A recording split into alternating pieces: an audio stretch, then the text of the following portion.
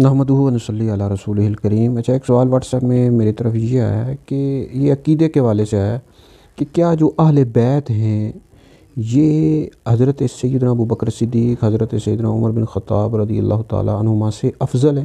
کیونکہ کچھ اہل سنت میں ایسے تفضیلی گھس گئے ہیں کہ وہ کہتے ہیں لا یقاس بہم، کہ اہل بیت پر کسی کو قیاس نہ کرو۔ تو کیا یہ جو خلفائے راشدین ہیں یا اہل بیت سے افضل ہیں یا افضل نہیں ہیں؟ یا یعنی یہ سوال جنہوں نے کیا ہے تو اس والے سے وہ کہتے ہیں مفتی صاحب آپ اس کی وضاحت فرما دیں۔ بھائی، اہل سنت و جماعت کا یہ عقیدہ ہے اور یہ عقیدے کا مسئلہ ہے۔ یہ کچھ لوگ ہیں وہ کہتے ہیں کہ یہ فضیلت کا مسئلہ ہے، تو فضیلت کے حوالے سے وہ جو اہل بیت کے حوالے سے فضائل آئے ہیں وہ اس کو بیان کرنا شروع کر دیتے ہیں۔ بھئی اہل بیت کے حوالے سے حضور نے یہ بیان کیا، یہ بیان کیا۔ آپ شرح عقائد نسوی پڑھیں، اس طرح شرافیق اکبر اور دیگر جو بڑی کتابیں ہیں اہل سنت کی، اور اسی طرح فتاوی رضویہ پڑھیں، مطلع القمرین۔ تو یہ عقیدے کا مسئلہ ہے، جو مسئلہ افضلیت ہے، شیخین کی افضلیت ہے، یہ عقیدے کا مسئلہ ہے، اور اس میں جو خبر واحد ہے وہ بھی نہیں سنی جائے گی، بلکہ اس میں ہمارے فقہاء نے، ہمارے جو بزرگان دین ہیں انہوں نے لکھا ہے کہ یہ جو مسئلہ افضلیت ہے یہ عقائد کے باب میں سے ہے، یہ فضائل کے باب میں سے نہیں ہے۔ فضائل کے باب میں تو آپ کو پتہ ہے خبر واحد بھی سنی جاتی ہے اور خبر واحد بھی قبول ہوتی ہے۔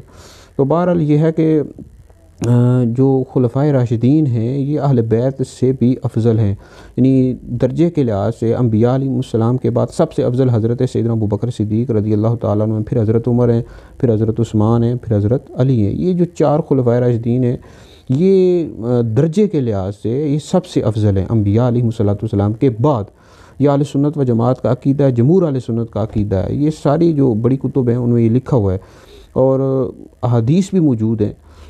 الکامل فی ضعفاء الرجال میں یہ حدیث موجود ہے کہ نبی پاک علیہ السلام نے ارشاد فرمایا کہ انبیاء علیہ السلام کے بعد سب سے بہتر آسمان اور زمین والوں میں سب سے بہتر ابو بکر ہیں، پھر عمر ہے۔ تو یاد رکھیں جو فضیلت ہوتی ہے وہ ایک ایسا وصف ہے، جو فضیلت ہوتی ہے نا یہ تو خبر واحد سے بھی حاصل ہو جاتی ہے، لیکن جو افضلیت ہے اس کے لیے نص کا ہونا ضروری ہے۔ تو اس کے لیے ایسے دلائل کا ہونا ضروری ہے جو افضلیت پر دلالت کریں اور افضلیت کو ثابت کریں۔ تو اس حوالے سے جو شیخین کی افضلیت ہے اس پر بے شمار دلائل موجود ہیں، احادیث سے بھی موجود ہیں، اور پھر ہمارے جو فقہاء ہیں اور متکلمین ہیں ان سب نے یہ لکھا ہے۔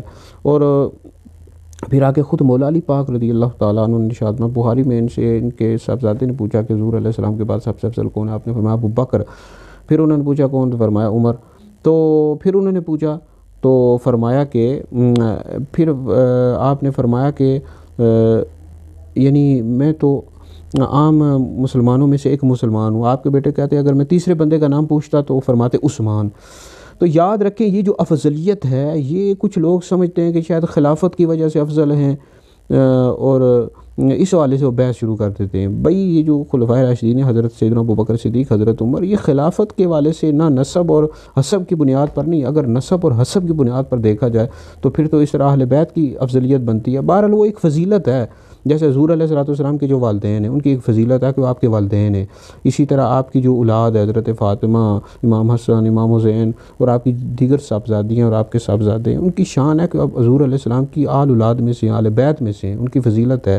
لیکن افضلیت اور چیز ہے، فضیلت اور چیز ہے۔ کچھ لوگ ایسے ہیں جو اہل سنت میں تفضیلی گھس گئے نا، وہ اس کو ملا دیتے ہیں، تو وہ ان چیزوں کو سمجھتے نہیں ہیں۔ ظاہر بات ہے انہوں نے قرآن و حدیث پڑھا نہیں اور سمجھا نہیں، اور عقائد کی کتابیں پڑھی نہیں، بس اس طرح رٹ کر تقریریں کرتے ہیں، تو اس طرح کی چیزیں بیان کرتے ہیں۔ تو بہرحال یہ جو خلفائے راشدین کی افضلیت ہے یہ ان کے اللہ رسول کی برگاہ میں ان کا مرتبہ بڑا ہے، عزت، شان اور مراتب میں بہت بڑے ہیں، اس وجہ سے افضل ہیں۔ ٹھیک ہے، سب سے افضل جو ہیں ابو بکر صدیق رضی اللہ تعالیٰ عنہ ہیں، پھر حضرت عمر ہیں، پھر حضرت عثمان ہیں، پھر حضرت علی ہیں۔ جو حضرت علی کو حضرت ابو بکر صدیق، حضرت عمر سے افضل بتایا ایسا بندہ گمراہ ہے، اہل سنت و جماعت سے خارج ہے۔ یہ بہار شریعت میں بھی لکھا اور دیگر کتابوں میں بھی لکھا ہوا ہے، بڑی جو کتب ہیں ان میں موجود ہے۔